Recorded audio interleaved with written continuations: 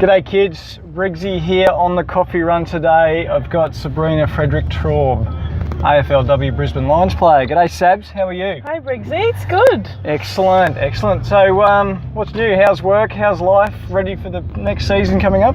Yeah, I mean I'm on, off season at the moment, so it's nice to just have my weekends. But it's been pretty busy in the office with finals at the moment. Yeah, okay. Good busy. Managed to finish Quaffle as premiers, so that definitely made it worth it. Absolutely. I was there for the game. It was an awesome game of footy. I thought last year's game was pretty good, but I thought you can't really emulate that, but this year was better. It was definitely a nail biter, and I think most people watching it thought it was a close game, so that's what you want in the end of the day.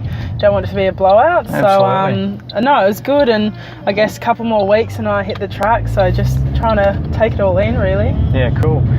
Now, let's delve into some really deep questions. Tracy the Tram. It came to my attention only a couple of weeks ago that you were the voice of Tracy the Tram in Thomas the Tank Engine and Friends. How did that come about? Yeah, so the AFL and Thomas and Friends collaborated on 4 episodes, and I don't know why they thought of me or to ask me, but they did. I got a call one day and I said, well, yeah, of course I would want to. I mean, I grew up on Thomas the Tank Engine. I'm from England.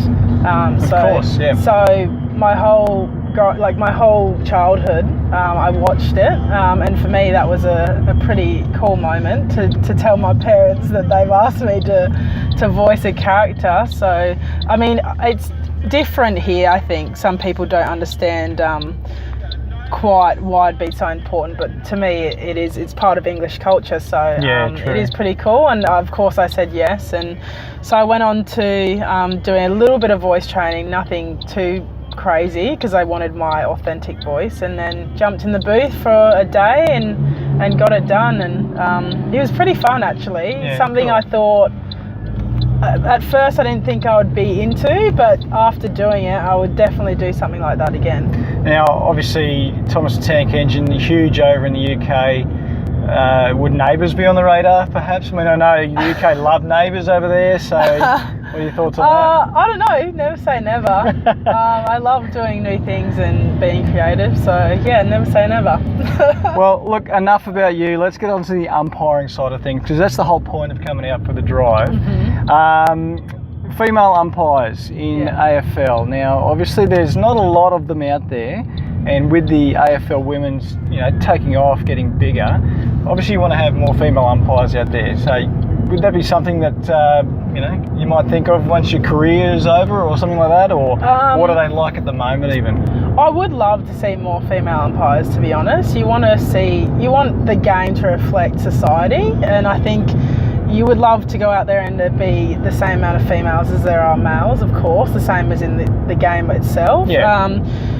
I think it's getting there. I'm seeing more and more females give it a go out on the field. I don't know if I would give it a go.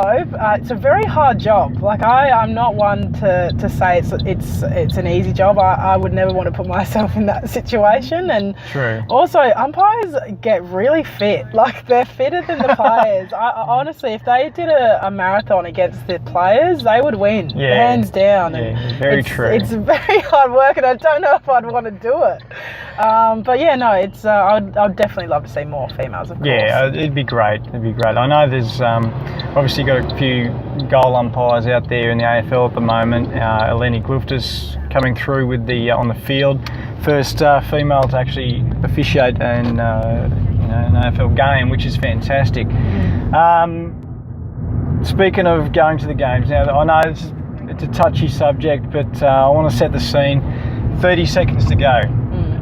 Down at Metricon, grand final, ball's being kicked into the forward 50, comes back out, it gets pumped back in, there's only 10 seconds to go.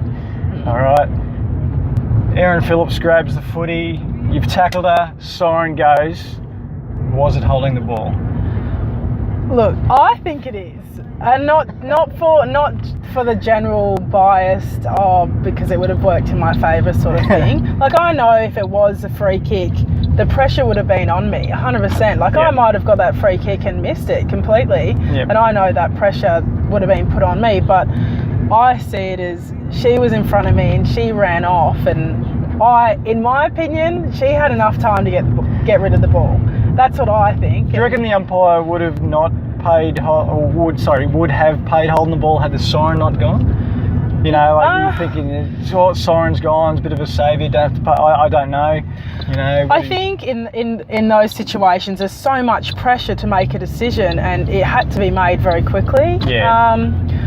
I don't think the siren played any part. I think it's just... That's good, because I was on the siren that day, and you know, so it was all on you. Yeah, I know. It was probably my fault. I don't know, but yeah, we'll see. No, I don't think the siren plays a part. I think it's more just in finals you have to make a strong decision, and I respect the umpire for making a decision and going with it. He could have turned around and pulled it back, and he didn't. He went with it, and I was upset at the time, but again, if I got that free kick, the pressure would have been on me, and I may have not even kicked it, and we would have been the same. That was going to be my other question. So if you did pay holding the ball, you reckon you could slot, it was about 45? Yeah. You would have been kicking from 50, so chances of slotting it, you know, probably not high. Living the dream right there. Not high, but I mean, if I got it, it would have been amazing. It would have been, you know, a history-making thing, but again, I don't know if I would have kicked it. I don't know. Yeah. You don't know, and I think just leave it at that. It was an amazing experience to be a part of it. Oh, absolutely, yeah. And to be honest, there was times in the game that we could have won it earlier. Like, it didn't have to be right down to that moment. So I definitely don't blame it on the umpire. Like I said, it's a hard job. I would never do it because I know how hard it is. Yeah.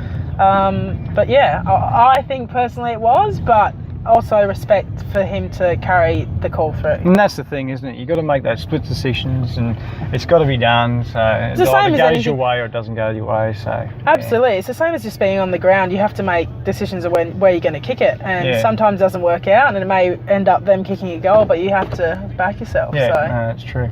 Yeah. All right, thanks for coming on the coffee run today, Seb. That's all right. Appreciate it. Let's go get a coffee. Let's go.